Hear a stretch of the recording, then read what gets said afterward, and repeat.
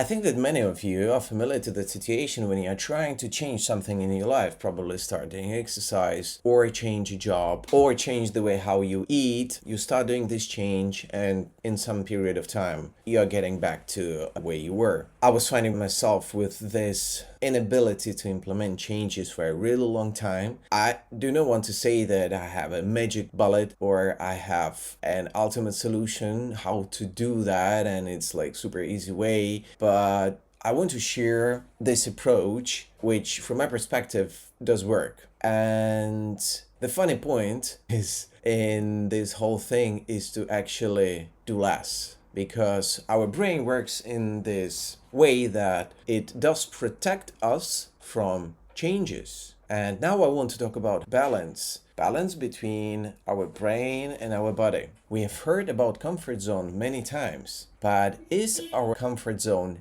really comfortable, or it's probably more predictable? And this is the thing. Any change to a current status, change to homeostasis, change to balance, is a stressor and is being perceived by our brain as something undesirable. Earning 1,000 euros or losing 1,000 euros is exactly the same stressor. So any change to our current balance, to our routine, is being perceived by our brain as a stressor. So our brain will raise the friction. And we can get over this friction either with discipline, but there is a hard set parameter of our physical and also mental energy. So it is much smarter and much easier actually to introduce those changes by tiny steps, tiny portions, also while remembering to praise ourselves and to validate our successes, our results. Why this happens, why there is a balance and why there is a friction when this balance is changed. The reason is hidden in our formed chains of neurons. Those chains do create neural networks. Probably you've heard about fire together, wire together. Repeating some activity for a really long time, it becomes something like a reflex. We do many things automatically. We do not need even to think about those. But thanks to neuroplasticity, ability of those neural chains or neural networks to change is actually a key to implement this change and to make something part of our life. You make it familiar, you make it predictable, you make the friction minimal or equal to zero. If you recall the result iceberg we were talking about, the basic layer is